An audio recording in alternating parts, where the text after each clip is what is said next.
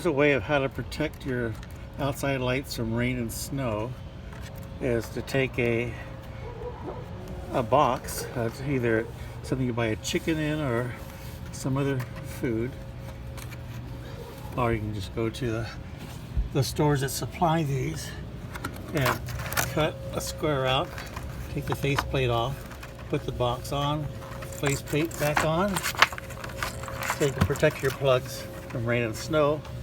And now you can use this and cut a little flap for relief, and then use cable staples to staple down your wires from getting kicked or moved. And the cable staple has a dome shape to go around and not puncture. So that's a nice solution for protecting your outside outlets.